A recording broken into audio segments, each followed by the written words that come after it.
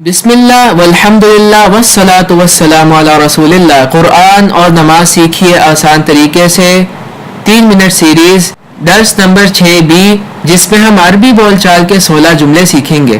پچھلے لیسن میں ہم نے سیکھا تھا کہ ایک اسم ال سے شروع ہوتا ہے یا پھر ان یا ان پر اختتام پاتا ہے۔ اسم کی جمع بنانے کا ایک طریقہ یہ ہے کہ اس کے آخر میں اون یا این کا اضافہ کر دیا جائے، یہ ایک طریقہ ہے۔ تو آئیے لفظ مسلم پر اس فارمولے کا استعمال کریں۔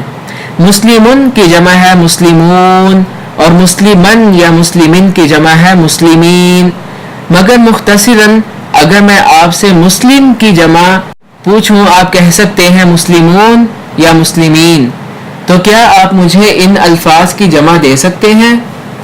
مسلم، مسلمون، مسلمین، مؤمن، مؤمنون، مؤمنین، صالح، صالحون، صالحین، کافر، کافرون، کافرین، مشرک، مشرکون، مشرکین۔ ماشاء اللہ۔ هل انت مؤمن؟ نعم انا مؤمن۔ هل انتم مؤمنون؟ نعم نحن مؤمنون۔ هل هو مؤمن؟ نعم هو مؤمن۔ هل هم مؤمنون؟ نعم هم مؤمنون۔ ماشاء اللہ۔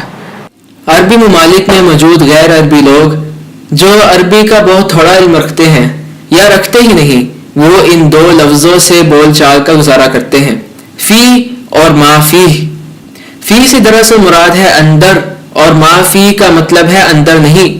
مثلا اگر آپ کسی مارکیٹ میں جاتے ہیں اور کہتے ہیں کہ فی مویا، یعنی کہ کیا اندر پانی موجود ہے، اگر اس دکاندار یا سیلز پرسن کے پاس پانی موجود نہیں، وہ کہے گا ما فی مویا، کہ یہاں پانی نہیں ہے۔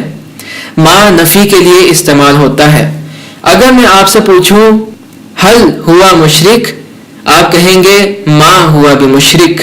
یاد رکھیے جب کبھی آپ ما کا استعمال کریں گے، آپ کو آخر میں بی کا اضافہ کرنا ہوگا۔ بی یہاں پہ دلالت اور وضاحت کے لیے استعمال کیا جاتا ہے، تو ما ہوا بمشرک کے معنی ہے کہ وہ ہرگز ایک مشرک نہیں۔ اور یہ بھی یاد رکھیے گا کہ مشرکن کی جمع ہے مشرکون اور مشرکین کی جمع ہے مشرکین۔ تو حل ہوا مشرک، ما ہوا بمشرک، حل ہم مشرکون، ما ہم بمشرکین۔ اس کی کیا وجہ ہے؟ کیونکہ اگر آپ کسی اسم سے پہلے بی کا استعمال کرتے ہیں تو چونکہ بی حرف جر ہے، اسم حالت جر میں چلے جائے گا، تو اسے بھی مشرکین پڑھیں گے اور اس کی جمع بھی مشرکین ہوگی۔ حل انت مشرک، ما انا بمشرک، حل انتم مشرکون، ما نحن بمشرکین، حل ہوا مشرک،